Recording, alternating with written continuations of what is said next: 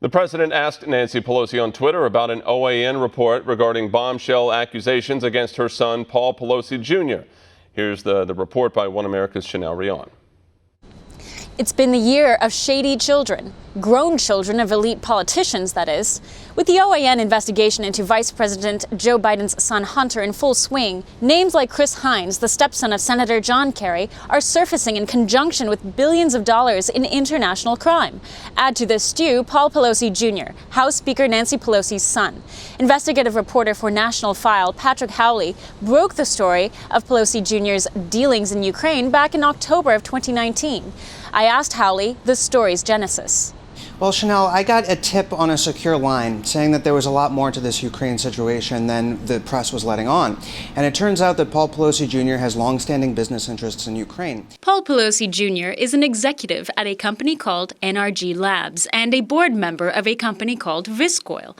NRG Labs, in a promotional video, featured first Nancy Pelosi and then her son, Paul Pelosi, in Washington, D.C. My name's Paul Pelosi. Of course, I'm on the board of Viscoil Oil. Snopes.com, a leftist organization that claims to verify facts, roundly counters the claim that Pelosi Jr. is associated with Ukraine. However, NRG Labs' own video seems to contradict this claim by showing Viscoil and NRG Labs, by their own admission, have been active in Ukraine. The same day Paul Pelosi Jr.'s promotional video was posted, NRG Labs' YouTube channel confirmed its work in Ukraine. When Paul Pelosi Jr. went over to the Ukraine in 2017, he was representing the Corporate Governance Initiative, which was his company, and touting an endorsement from the World Sports Alliance. He claimed that he was meeting with the Ukraine government to discuss a youth soccer program. However, we now know that the World Sports Alliance was a diamond mining scam and also a cryptocurrency scam. Paul Pelosi Jr.'s good friend and business associate, Asa St. Clair, who ran the World Sports Alliance, is now facing 20 years in prison and is being prosecuted by the Southern District of New York.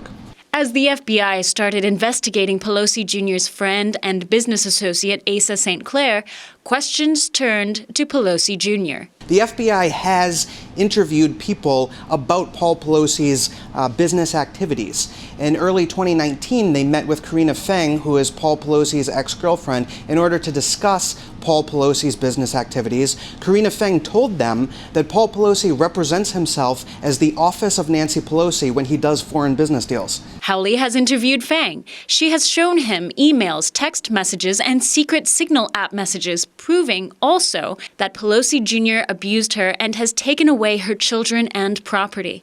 But Howley says the uncovering of this story betrays a much larger problem. We are watching a group of political elites being exposed and weaponizing their power against regular people.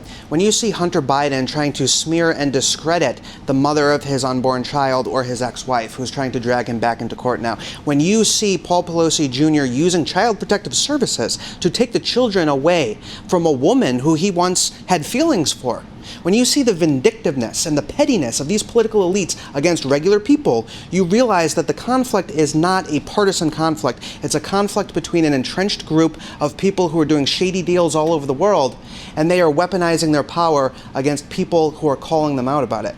Going back to Pelosi Jr.'s ties to Viscoil in Ukraine, Howley says the Viscoil ties raise intriguing questions. This was a company that was based in California. It's now suspended by the state of California. It's been reconstituted a few times. It was registered to David Strawn, who is the business partner of Jeb Bush and George W. Bush's cousin, John Ellis, and also a man named Sergei Sorokin, who is a well-connected businessman based in Moscow, Russia. It's such an amazing story, if true. The opposition will dismiss many of these stories against Pelosi, against the Bidens. Everyone has seen the evidence. We live in a time now where the corporate media does not represent the people. It represents entrenched political interests in order to deflect from their own corruption. Howley says Pelosi Jr.'s story may well expose exactly why elite politicians are so intent on squashing stories tied to their Ukraine money deals.